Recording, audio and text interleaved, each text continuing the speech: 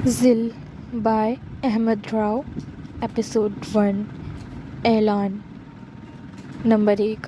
ذل ایک افسانوی کہانی ہے، اسی لیے کسی بھی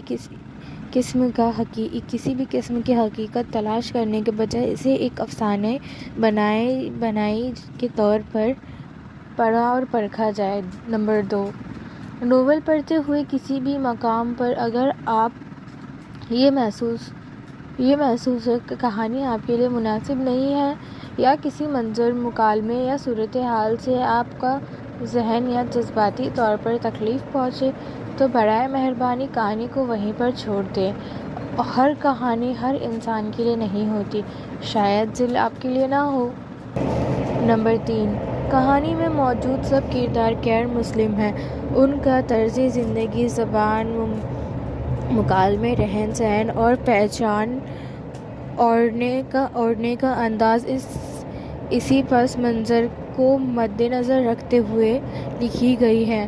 اسی لیے ہر کردار کو پڑھتے وقت یہ بات ذہن میں رکھنا ضروری ہے کہ وہ ایک غیر مسلم معاشرے میں پروان چڑھے ہیں. کہانی. نمبر 4. کہانی میں شامل چند مناظر اور واقعات میں شدید ذہنی اور جسمانی بے رحمی سے کیے گئے قتل اور خون ریزی جیسے عناصر موجود ہیں، جو کہ کچھ قارئین کا دل دہلا سکتا ہے. اگر آپ کمزور دل رکھتے ہیں یا حساس مزاج ہیں تو برائے مہربانی ذل پڑھتے ہوئے احتیاط سے کام لیں. پیش لفظ.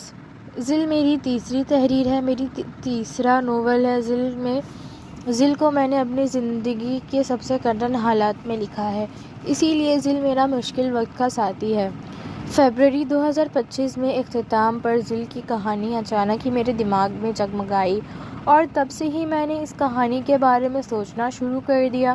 ہر وقت میں اسی کہانی کے اندر جینے لگا، کرداروں کو اپنے ارد گرد محسوس کرنے لگا، اور بالآخر جون 2025 میں نے ذل کو مکمل طور پر لکھنا شروع کر دیا. یہ وہ واحد تحریر ہے جس نے مجھے بے حد مشکل سے دوچار کیا، مگر پھر بھی یہ میری پسندیدہ تحریر ہے. ذل کوئی سبق آموز کہانی نہیں، نہ ہی آپ کا یہاں کسی موضوع پر لمبے درج کیے جائیں گے، لیکن پڑھ کر آپ کو یہ سمجھ ضرور آئے گا کہ کس طرح انسان کے اندر چھپی برائی اسے جینے نہیں دیتی. کسی طرح آپ کو بھی اپنا سایہ بھی آپ کے خلاف ہو جاتا ہے. اگر آپ اپنے نفس پر قابو رکھتے ہیں تو آپ سے بڑے شیطان کوئی نہیں، اور یقیناً میں انسان نما شیطان ابلیس سے بھی زیادہ خطرناک ہوتے ہیں. اچھائی اور برائی دونوں ہم سب میں موجود ہوتی ہیں، یہ آپ پر انحصار کرتے ہیں اور آپ کسی کو چنتے ہیں. ذل میں نہ کوئی ہیرو، ہیروئن اور نہ کوئی ویلن ہے. ہر کردار اپنی بقا کی جنگ لڑ رہا ہے، کسی الجھن کا شکار. وہ پہلے اپنا سوچتا ہے اور پھر کسی دوسرے کا. ایک وقت پر آپ کو ایک کردار سے پیار ہوگا اور اگلے ہی لمحے آپ کو کسی اور اسی کردار سے شدید نفرت شدید غصہ آئے گا. اور یہی ذل کے کرداروں پر باقی لکھے گئے ہیں کرداروں سے مختلف بناتی ہے. ذل کے کرداروں کو باقی لکھے گئے کردار سے مختلف بناتی ہے. یہاں ہر کردار ایک کھیل کھیل رہا ہے. جاننا یہ ہے کہ کون اپنے کھیل میں کامیاب ہوگا اور کون بازی ہار جائے گا، مگر جو کردار سب کو کون کر دے گا وہی اصل ماسٹر مائنڈ کہلاتا ہے. کردار کو پیار کرنا ہے اور کس سے نفرت، یہ فیصلہ آپ کو خود لینا ہے. ذل کا ہر کردار جو بھی قدم اٹھا رہا ہے وہ اپنے نظریے سے صحیح کر رہا ہے، مگر اب وہ قدم آپ کے نظریے سے درست تھا یا غلط، یہ فیصلہ آپ خود کریں گے. لیکن اگر آپ کسی بھی کردار کو سمجھنا چاہتے ہیں تو خود کو اس کی جگہ پر رکھ کر اس کے نظریے سے سوچیے گا. آخر میں تین لوگوں کا شکریہ ادا کرنا چاہوں گا، صبا، عائشہ اور حفصہ. آپ تینوں کا بہت شکریہ ذل کی الفا ریڈنگ کرنے کے لیے، اسے نکھارنے اور مزید بہتر بنانے میں میری مدد کرنے کے لیے۔ ذل صرف میری نہیں، آپ تینوں کی بھی محنت کا نتیجہ ہے۔ انتصاب۔ ذل اللہ تعالیٰ کے نام، جنہوں نے مجھے لکھنے کی صلاحیت سے نوازا ہے۔ حصہ اول، سرفروش۔ باب اول، ولی شاہ۔ کہتے ہیں شیاطین بہت خطرناک ہوتے ہیں، لیکن مجھے ایسا نہیں لگتا، کیونکہ میں نے انسانوں کو پرکھا ہے، کسی کی زندگی برباد کرنے میں، کسی کا سکون و چین چھیننے میں، کسی کو موت کے گھاٹ اتارنے میں، کسی کو بدنام زمانہ بنانے میں، کسی کو خون کے آنسو رلانے میں۔ ہمیشہ کوئی انسان ہی شامل نہیں ہوتا۔ پھر ہم یہ کیوں کہتے ہیں شیاطین بہت خطرناک ہوتے ہیں؟ یہ دنیا ہے جناب، یہاں ہر نفس خود ہی شیطان ہے، اور اپنے اندر کا شیطان کو نہیں جگانا چاہیے، ورنہ تباہیاں پھیل جاتی ہیں۔ Edinburgh, Scotland. سرمئی بادل آسمان پر اپنے حصار میں لیے ہوئے تھا۔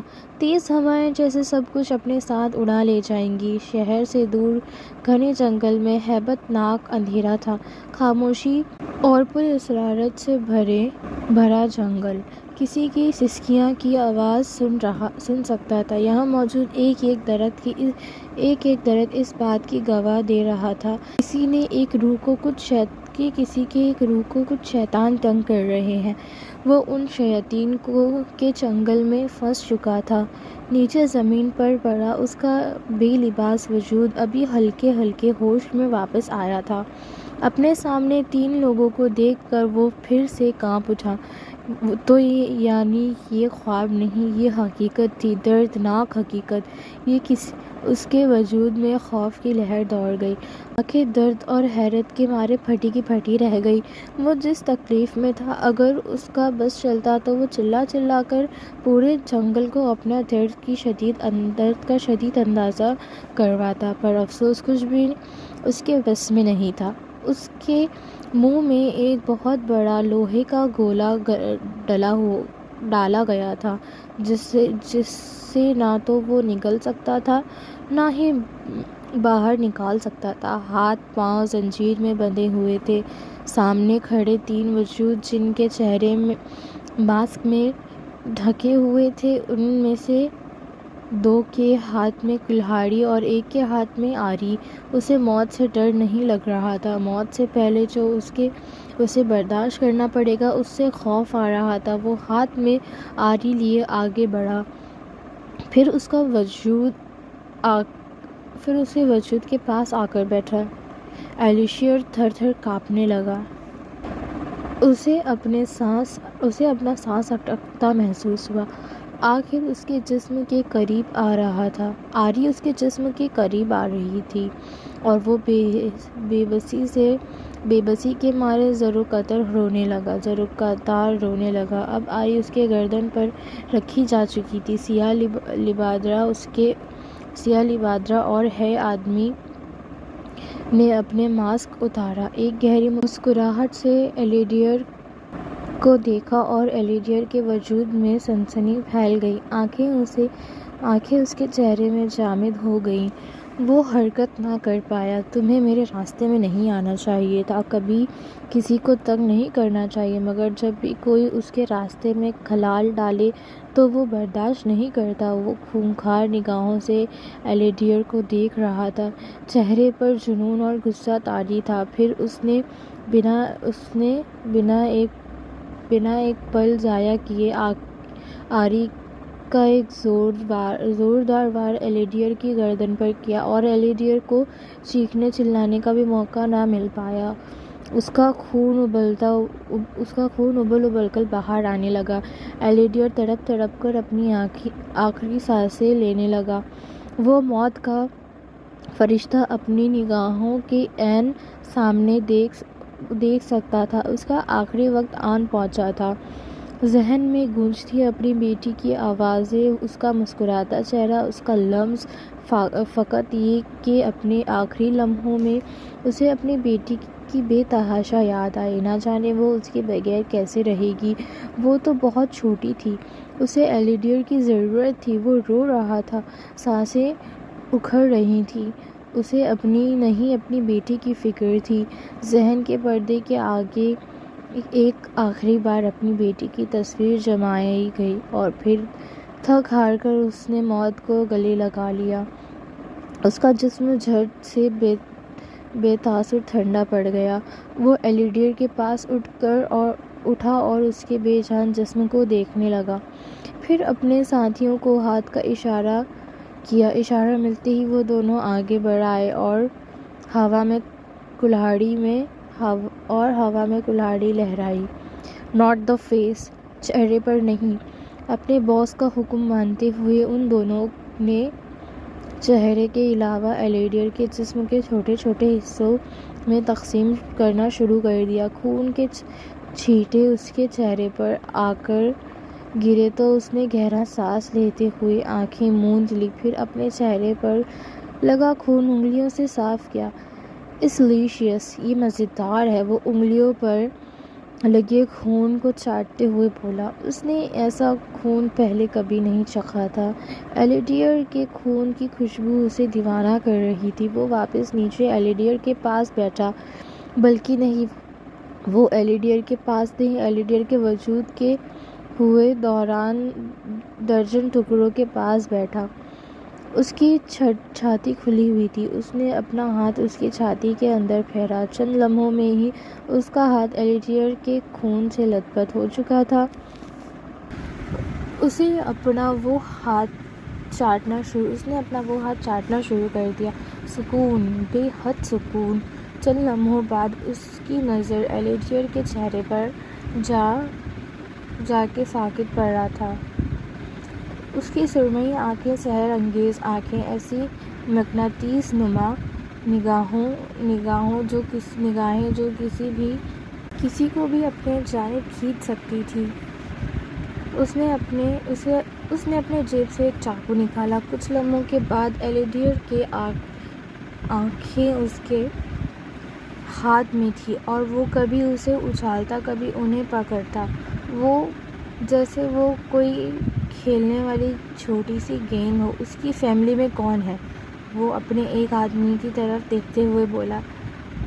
بس ایک بیوی ہے اور ایک 15 سالہ بیٹی ہے باس۔ اگر آپ کہیں تو اس کی بیٹی کو بھی شان سے ختم کر دیتے ہیں۔ لیو دی گرل، لڑکی کو چھوڑ دو۔ پر باس، اگر کل وہ بچی بڑی ہو کر بدلا۔ اس کی بات ابھی مکمل نہیں ہوئی تھی کہ اس نے اپنا ہاتھ کا اشارے سے اسے چپ رہنے کا کہا۔ ایک لڑکی کیا ہی کر سکتی ہے؟ اسے تو کبھی پتہ ہی نہیں چلے گا کہ اس کے باپ کو کس نے مارا تھا۔ ابھی بچی ہے، بڑی ہوگی تب دیکھ لیں گے، وہ لاپرواہی سے کہتے ہوئے آگے بڑھ گیا۔ پر ہاں، اس کی بیوی پر نظر رکھو۔ اس نے اپنے اگلا حکم صادر کیا اور ایلیڈیر کی سرد ہوتی سرمئی آنکھیں اس نے اپنے پاس محفوظ کر لی تھیں۔ کوئی سیاہ سحاب، یا کوئی شراب، یا کوئی آسیب، یا شاید کوئی طوفان۔ کون ہے وہ جس کے سینے میں آگ لگا دی گئی، جس کے احساسات کو مار دیا گیا، جس کے دل کو چیر دیا گیا؟ وہ جو انسانی شکل میں ایک حیوان ہے، وہی جو انسانی خون کا پیاسا ہے، وہی ہے زیان یزدان، ایک قاتل، ایک دھوکہ، ایک ٹریپ، ایک بھٹکی ہوئی روح، یا میں یوں کہوں کہ ایک شیطان۔ ہاں، وہ ایک شیطان ہے۔ Edinburgh, Old Town, Scotland. 12 سال بعد آسمان گہرے سیاہ بادلوں سے ڈھکا ہوا تھا، ستارے کہیں کھو گئے تھے اور چاند کا کوئی نام و نشان نہیں تھا۔ سڑکیں بارش کے پانی سے بھیگی ہوئی تھیں۔ رات کے اس پہر ایڈنبرگ جیسا زندہ دل شہر بھی ویران پڑا تھا۔ شہر سے دور ایک گھنٹا جنگل جو سیاہ میں ڈوبا تھا، درخت کی شاخیں گیلی پڑی تھیں، نیچے زمین پر پڑے پتے سرد ہوا کی وجہ سے ادھر ادھر اڑ رہے تھے۔ وہ اس ویران جنگل میں بڑے بڑے قدم اٹھاتا آگے کی طرف بڑھ رہا تھا۔ سیاہ لانگ چمڑے کے بوٹ جو کہ مٹی سے بھرے ہوئے تھے، جسم پر سیاہ چوگا اوڑھے، کسی لمبی اور بہتی ہوئی چادر کی طرح، جیسے سیاہ آسمان کا ایک ٹکڑا جسم پر ڈال دیا گیا ہو۔ اس کا ہوڈ بے حد گہرا اور وحشی تھا، یوں کہ چہرہ مکمل طور پر اندھیرے میں ڈھل گیا تھا۔ کوئی کتنی بھی کوشش کرے اس کی شناخت کرنا ناممکن تھا۔ گردن کے سامنے کی ڈوری سادہ اور پرانی طراز کی تھی، یوں جیسے کہ کسی صدیوں پرانے بادشاہ کی پوشاک ہو۔ یہ لبادہ عام نہ تھا، یہ لبادہ بہت سے رازوں کو چھپانے کے لیے اوڑھا گیا تھا۔ دنیا کی نظر سے اوجھل سیاہ میں ڈوبے یہ انسان اپنی منزل تک پہنچ چکا تھا۔ وسیع قد، مغرور اٹھی گردن، گھسیلی اور سنجیدہ سیاہ آنکھیں، اس کا اہنی جسم، مضبوط بازو، وہ ابھرتے ہوئے پٹے، کشادہ سینہ اور کشادہ شانے سیاہ چوگے میں عین نمایاں تھے۔ وہ ایک لمحے کو رکا، پھر ایک نظر اٹھا کر اس جگہ کو دیکھا۔ صدیاں پرانے ایک سیاہ قلعہ اس کے سامنے موجود تھا، جسے یہاں لوگ ویلموٹ کے نام سے جانتے تھے۔ دیواریں ٹوٹی پھوٹی تھیں، قدیم اور پیچیدہ عمارت، یا میں یوں کہوں کہ لاشوں کا مکان، جہاں ہر ایک انگلی کے فاصلے پر تمہیں ایک نئی لاش کا ڈھیر مل جائے گا۔ کچھ لاشوں صدیوں سے ادھر سڑ رہی ہیں اور کچھ لاشوں کی ہڈیوں کا ڈھیر بن چکی ہیں۔ کبھی یہاں پھولوں کے باغ ہوا کرتے تھے اور آج یہاں سیاہی کا راج تھا۔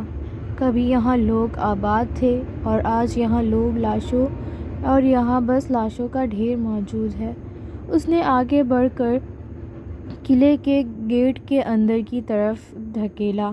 لوہے کا بڑا گیٹ بھیانک سی آواز نکالتے ہوئے کھلا۔ گیٹ کھلنے کی آواز سن کر قلعے کے اندر موجود ریون اور چمگادڑ اپنی جان بچاتے ہوئے ادھر ادھر اڑنے لگے۔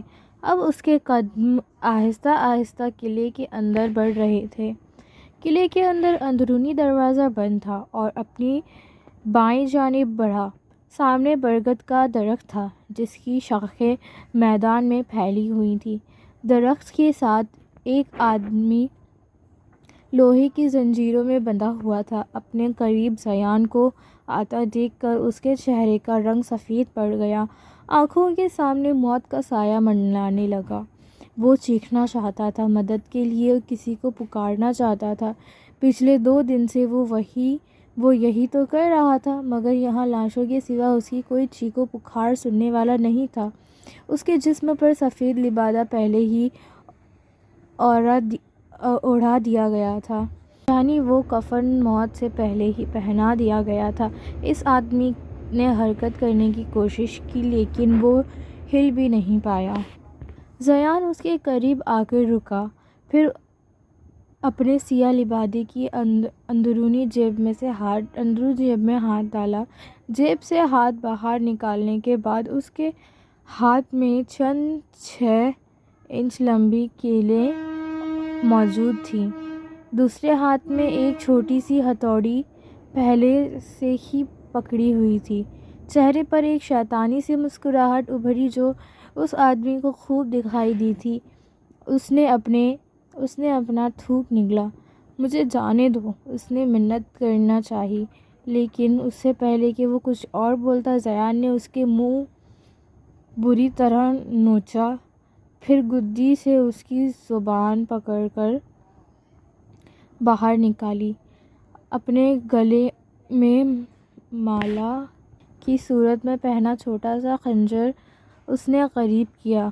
ابھی وہ آدمی کچھ حرکت کرنے والا ہی تھا کہ ایک پل میں کہ پل بھر میں اس کی زبان کٹ کر زمین پر آ گری۔ اسے چیخ مارنے کا بھی موقع نہیں ملا تھا۔ وہ بے زبان اور خوف بھری نگاہوں کے ساتھ اس ظالم آدمی کو دیکھ رہا تھا جس کے ہاتھ اس وقت خون میں رنگے ہوئے تھے۔ بنا کوئی لمحہ ضائع کیے اس نے ایک کیل عین اس کے سر کے وسط میں رکھی اور اگلے ہی پل پوری کی پوری کیل اس کے دماغ کے اندر گھسا دی۔ اس آدمی کی سسکیاں بے آواز چیخیں سن کر زیان کے چہرے پر کپ کپی سی مسکراہٹ پھیلی۔ اس کی آنکھوں سے نکلتے آنسو اس کی تکلیف کا اندازہ کروانے کے لیے کافی تھا۔ یکدم زیان کو زوردار قہقہا پورے قلعے میں گونجنے لگا۔ اگلی کیل اس آدمی کی آنکھ، پھر گردن اور پھر دل میں اتاری گئی تھی۔ کفن خون میں رنگ چکا تھا۔ پھر وہ واپس جانے کے لیے پلٹا اور درخت پر بیٹھا ریون اس آدمی کا ماंس کھانے لگا۔ پل میں آگ، پل میں راکھ۔ سیاہ چوگے میں لپٹا وہ شخص جسے دنیا زیان یزدان کے نام سے جانتی تھی، اب قلعے کی سیڑھیاں اتر رہا تھا۔ اس کے پیچھے اس کا بچا کچا وجود کا حال دیکھنے والا کوئی نہیں تھا سوائے ان ریونز کے جو اب اپنے نصیب پر جشن منا رہے تھے۔ زیان کے قدم تھمے نہیں۔ اس کے لیے یہ موت، یہ خون اور یہ سسکیاں اب معمول کا حصہ بن چکی تھی۔ 12 سال پہلے وہ جو آگ اس کے اندر لگائی گئی تھی وہ اب ایک دہشت ناک شعلے کی صورت اختیار کر چکی تھی۔ اس نے اپنے ہاتھ پر لگے خون کو دیکھا اور پھر اسے اپنے ہی کپڑوں سے صاف کیا جیسے کوئی معمولی سی مٹی جھاڑ رہا ہو۔ ایڈنبرگ کی ٹھنڈی ہوائیں اس کے چہرے سے ٹکرا رہی تھیں، مگر اس کے اندر کی گرمی ان ہواؤں سے کہیں زیادہ شدید تھی۔ پل میں اب کوئی آتش فشاں یا کوئی گہرا سمندر یا پھر گرجتا شہاب یا شاید تپش میں مبتلا ستارہ۔ کون ہے وہ جسے محبت سے زیادہ ہے نفرت پر یقین، جس کے اندر ہے انتقام کی آگ جلوس نہیں، جو پانی میں بھی آگ لگا دے، جو اپنے دشمن کو قبر میں بھی نہ چھوڑے؟ وہی ہے جینا ایلیڈیر، ایک چنگاری، ایک فنکار، ایک آفت، ایک طوفان جسے دینے آتی ہے شہمات۔ Edinburgh, New Town, Scotland. آسمان پر سورج مدھم سی روشنی بکھیرے ہوئے تھا۔ کئی دن مسلسل بارش ہونے کے بعد آج سورج نے اپنی شکل دکھائی تھی۔ بہرحال سڑکیں اب تک گیلی تھیں جن پر لوگوں کی چہل قدمی جاری تھی۔ ہر کوئی اپنی دھن میں مگن، اپنی اپنی زندگی کی طرف گامزن تھا، مگر شہر کے شمال کی جانب، نارتھ کی جانب، ایک مکان میں اب تک رات کی تاریکی چھائی ہوئی تھی۔ وہ اپنے کمرے میں کھڑی چند کاغذات پر غور فرما رہی تھی۔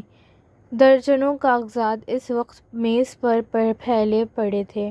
گول میز کے اوپر لٹکتی سرخ لائٹ کمرے میں مدھم دہشت ناک روشنی پھیلا رہی تھی۔ کمرے میں ہلکی ہلکی ایک درمیانی عمر کی خاتون کی آواز مسلسل گونج رہی تھی، سیاہ کھلے ٹراؤزر کے اوپر ہم رنگ سویٹر پہنے کھڑی زینا بار بار اس آواز کو نظر انداز کر رہی تھی۔ سرد نگاہیں کے ساتھ وہ کسی شخص کی تصویر پچھلے کئی گھنٹے سے دیکھ رہی تھی۔ تصویر میں مسکراتا شخص اس کا دل جلا رہا تھا۔ ماضی کی دردناک یادیں نگاہوں کے آگے جھلکی تو جسم کسی شعلے کی طرح بھڑک اٹھا۔ دماغ کچھ بھی سوچنے سمجھنے سے قاصر ہو گیا تھا۔ جینا نے ایک آخری بار نفرت بھری نگاہ اس شخص پر ڈالی۔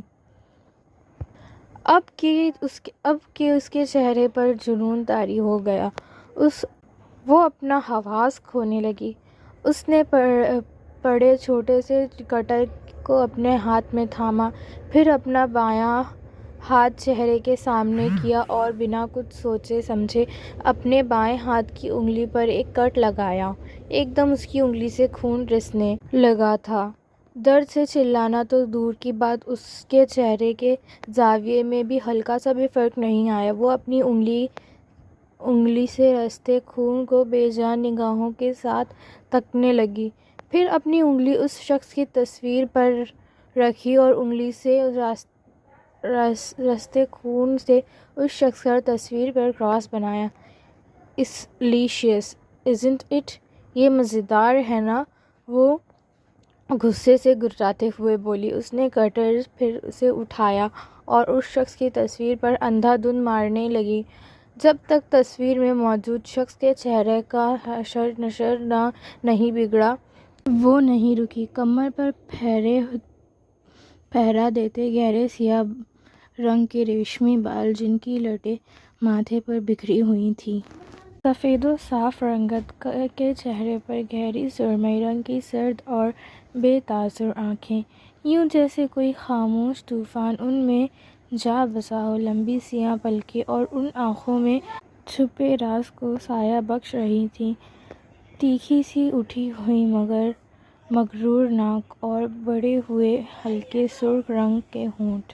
ایک خوش شکل خوبصورت چہرہ۔ وہ لمبے قد اور متناسب جسم کی مالک تھی۔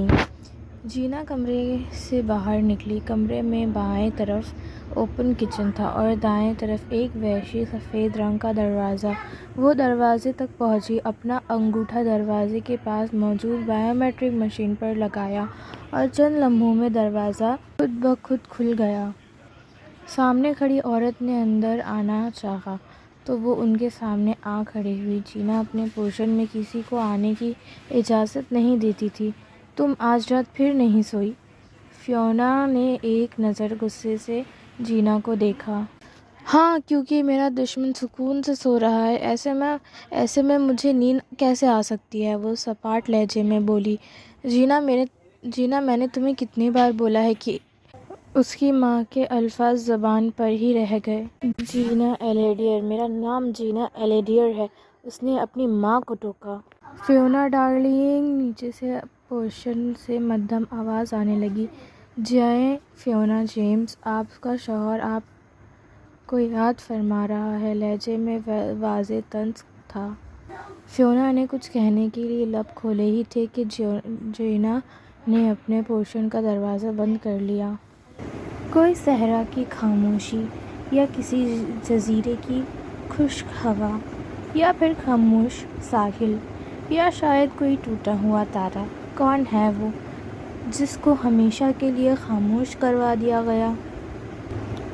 جو اپنوں کے ہاتھ ہی موت کے گھاٹ اتارا گیا، جس کے حیات کو موت کے لیے ہموار بنا دیا گیا؟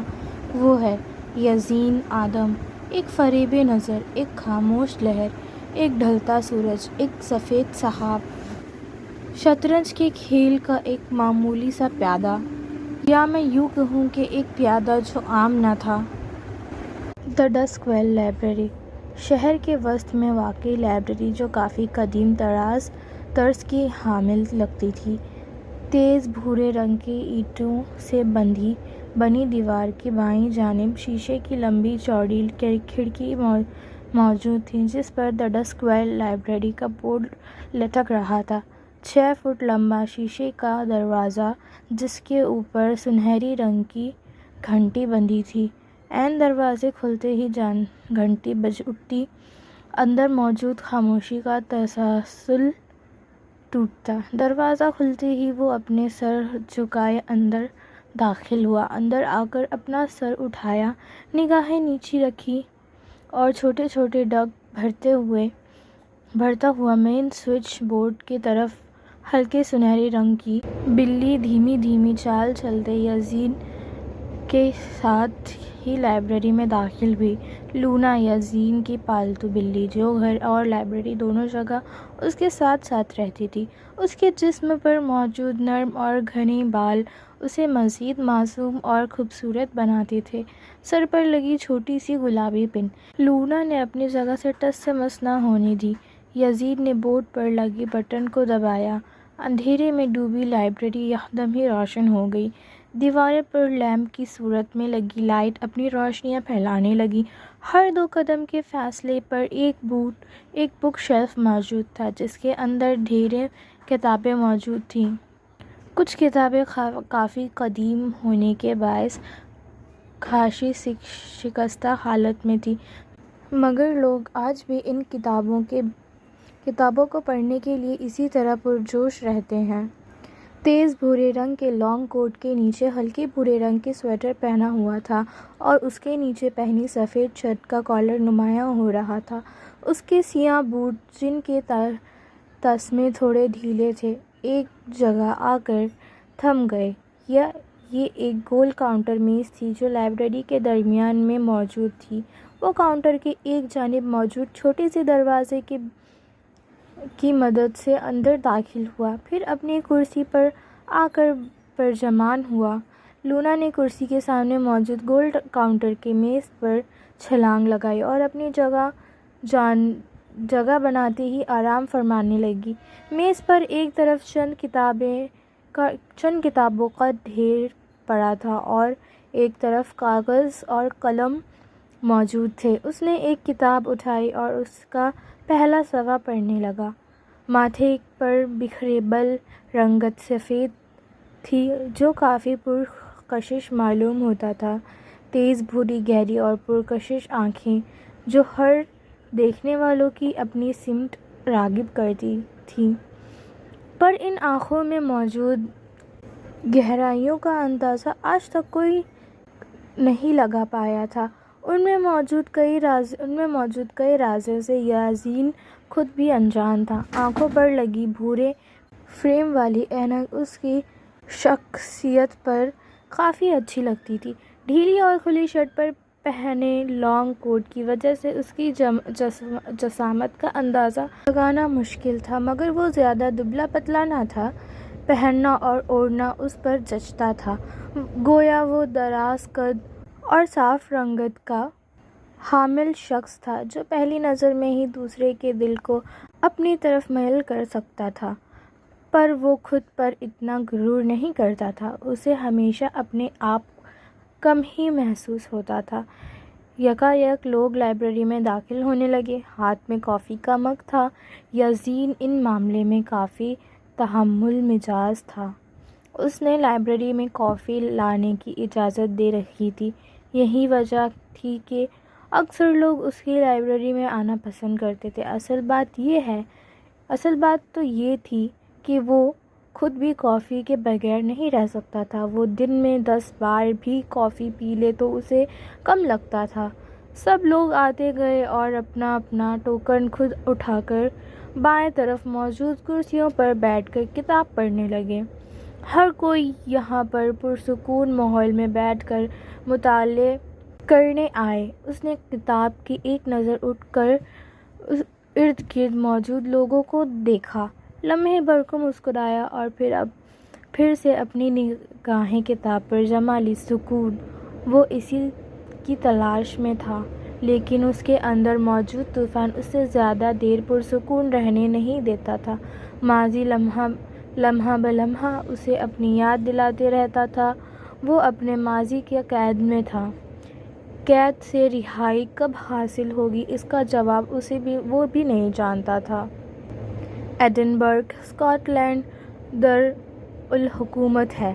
یہ ایک بہت ہی خوبصورت پراسرار تاریخ سے بھرا ہوا شہر ہے جو 2 حصوں میں تقسیم شدہ ہے، اولڈ ٹاؤن اور نیو ٹاؤن۔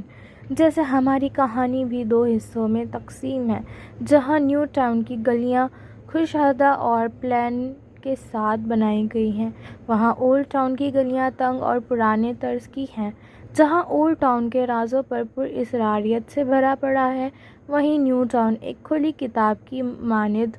نیو ٹاؤن سے سیدھا خوشنما راستے دراصل انسانی ذہن کی وہ تصویر ہے جو آپ کو دکھائی دیتی ہے، لیکن اصل کہانی اس کے پیچھے چھپی ہوتی ہے، یعنی اولڈ ٹاؤن جو گہرے رازوں کا مسکن ہے، ایسے راز جن کو جانے پر انسان کی جان بھی جا سکتی ہے۔ اسی لیے رازوں کو پوشیدہ رہنا ایک نعمت ہے۔ جب تک راز راز رہیں، پر اسراریت پھیلی رہتی ہے۔ ایڈنبرگ ایک تعلیمی شہر بھی ہے۔ یہاں پر لوگ دور دراز ملکوں سے پڑھنے کی غرض سے آتے ہیں، پر ایڈنبرگ کی خوبصورتی کے حصار میں ایسے کھو جاتے ہیں کہ یہاں سے واپس جانے کو تیار ہی نہیں ہوتے۔ اسی لیے ہمیں اسکاٹش لوگوں کے علاوہ ہر تہذیب اور ملک کے لوگ ادھر ملیں گے۔ اس بار اس شہر میں واقعی دنیا بھر کی مشہور یونیورسٹی طالب علموں کی اپنی طرف کھینچتے ہی جیسے، جبکہ اس شہر میں موجود قدیم قلعے، عمارتیں ٹورسٹ کو اپنی طرف راغب کرتے ہیں۔ اسی لیے اسے ثقافتی طور پر متنوع شہر کہا جاتا ہے۔ دسمبر 2025۔ خزاں کا موسم ختم ہو چکا تھا اور سردی اپنے زور پر تھی۔ راتیں لمبی اور پر اسراریت سے بھر چکی تھیں۔ دن بھر چلتی تیز خشک ہوائیں رات کے وقت مزید تیز ہو جایا کرتی تھیں۔ تقریباً ہر رات برستی تیز بارش کے باعث سڑکیں گیلی رہتی تھیں۔ دی ملک مین کیفے۔ وہ دونوں کیفے کے اندر لگی کرسیوں پر بیٹھے تھے، اپنا ناشتہ کرنے میں مصروف تھیں۔ بچپن سے لے کر آج تک وہ دونوں اسی کیفے میں آ کر ایک ساتھ بیٹھ کر ناشتہ کیا کرتی تھیں۔ جب یہ کیفے ایلیزا کی شایان شان نہیں تھی، مگر وہ جینا کے لیے اسی کیفے میں آنا پسند کرتی تھی۔ گہرے نیلے رنگ کی جینس پر سفید ٹاپ پہنے، بالوں کو کھلا چھوڑا ہوا تھا۔ اس کے سرخی میال بھورے بال بار بار اس کے ماتھے پر آ کر اسے الجھن کا شکار کر رہے تھے۔ وہ بار بار انہیں پیچھے کر رہی تھی۔ اب کی بار بال ماتھے پر آئے تو اس کے چہرے پر ناگواری اتری۔ ابھی وہ اپنے بیگ سے کوئی پن یا پونی نکالنے ہی لگی تھی کہ کسی نے نرمی سے اس کے بالوں کو تھاما۔ ایلیزا نے مڑ کر دیکھا تو وہ مسکرا دی۔ غلام خدمت میں حاضر ہے شہزادی صاحبہ، آپ سکون سے ناشتہ کریں۔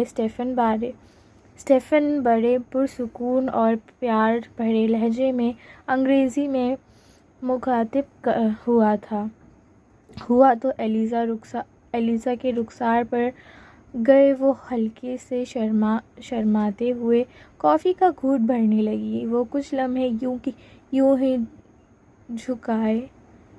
سر جھکائے، ایک ہاتھ پیچھے کمر پر باندھے دوسرے ہاتھ سے ایلیزا کے بالوں کو تھامے کھڑا رہا۔ کیفے کے باہر بیٹھے چند لوگ اپنا ناشتہ چھوڑ کر ان کی ویڈیو بنانے لگے۔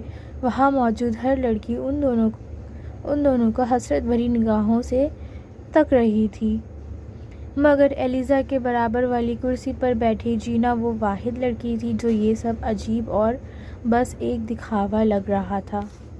اس نے آبرو اچکا کر بے نیازی سے اپنے منہ دوسری طرف موڑ لیا۔ سیاہ فارمل ٹراؤزر کے اوپر ڈھیلی سی پورے آستین والی سفید شرٹ پہنی ہوئی تھی۔ اوپر پہنا سرمئی رنگ کا سویٹر اس کے جسم کو راحت بخش رہا تھا۔ اس نے اپنی کافی ختم کی اور اپنا ایک راز کھانے لگی۔ اسٹیفن اب بھی وہیں کھڑا تھا۔ اسے اب عجیب سی کافٹ ہو رہی تھی۔ لوگ انہیں دیکھ رہے تھے۔ ایلیزا اس کی بہت اچھی دوست تھی۔ وہ دونوں ایک دوسرے پر جان دیتی تھیں، لیکن جب سے اسٹیفن نے ایلیزا کو پرپوز کیا تھا، ایلیزا کی زندگی میں اسٹیفن بھی اتنی ہی اہمیت رکھنے لگا تھا جتنی جینا رکھتی تھی، اور یہی بات اسے اسٹیفن سے چڑھاتی تھی۔ شاید تمہیں اس کی ضرورت ہے۔ اس نے اپنے بالوں میں ایک پن اتارتے ہوئے ایلیزا کی طرف بڑھائی۔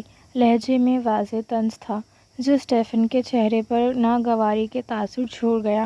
وہ پاس رکھی کرسی پر آ کر بیٹھا، تب لوگوں کی توجہ کا اقتضا ٹوٹا۔ پھر ہر کوئی اپنا ناشتہ کرنے میں مصروف ہو گیا۔ اور شاید تمہیں پانی کی ضرورت ہے۔ کہتے ہیں پانی پینے سے غصہ ٹھنڈا ہو جاتا ہے۔ اسٹیفن نے بھی جینا کے ہی انداز میں بولتے ہوئے پانی کا گلاس اس کی طرف بڑھایا۔ چہرے پر ہلکی سی مسکراہٹ بکھرے وہ جینا کو دیکھ رہا تھا اور وہ ایلیزا کو غصے سے تکنے لگی۔ ایلیزا بات کو سنبھالنے کے لیے دونوں کو دیکھ کر باری باری مسکرا دی۔ اور شاید تمہیں تھوڑی سی تمیز سیکھنے کی ضرورت ہے۔ تمہیں نہیں معلوم، تمہیں نہیں پتہ یوں منہ اٹھا کر بن بلائی جگہ نہیں جاتے۔ بن بلائی جگہ؟ لیکن مجھے تو ایلیزا نے ادھر بلایا تھا۔ کیوں ایلیزا، ایسے ہی ہے نا؟ وہ لاپرواہی کے ساتھ ایلیزا کو دیکھتے ہوئے بولا۔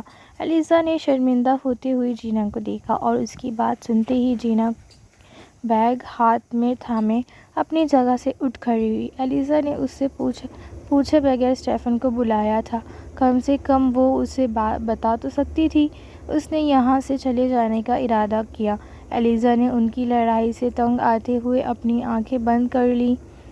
نہ ہی وہ جینا کو کچھ کہہ سکتی تھی اور نہ ہی اسٹیفن کو۔ ان دونوں کا موڈ خراب ہو چکا تھا۔ بس ایک اسٹیفن ہی تھا جو بڑے مزے سے بیٹھا اپنی کافی کے آنے کا انتظار کر رہا تھا۔ گڈ بائے، وہ تیز قدم بڑھاتے ہوئے کیفے سے باہر نکلنے لگی۔ ایلیزا نے اپنا سر پکڑ لیا۔ جینا اور اسٹیفن کی جیسے جانے دشمن کی طرح لڑتے رہتے تھے اور پھر ایلیزا ان دونوں میں سے کسی ایک کو چننا پڑتا تھا۔ وہ ایک لمحہ ضائع کیے بنا اپنی کرسی سے اٹھ کھڑی ہوئی۔ ہمیشہ کی طرح اس نے جینا کو چنا تھا۔ جینا سے بڑھ کر کوئی نہیں تھا اور نہ کوئی ہو سکتا ہے۔ اس نے ایک نظر اسٹیفن کو دیکھا۔ جاؤ اسے مناؤ، میں نہیں ہوتا ہوں اتنی چھوٹی چھوٹی باتوں پر ناراض۔ Don't worry. پھر اس نے مزے سے ایلیزا کی کافی کا گھونٹ بھرا۔ آئی لو یو، وہ جلد سے کہتے ہوئے جینا کے پیچھے بھاگی۔ اسٹیفن کی صبح ایلیزا کے اظہار محبت سن کر مزید اچھی ہو گئی تھی۔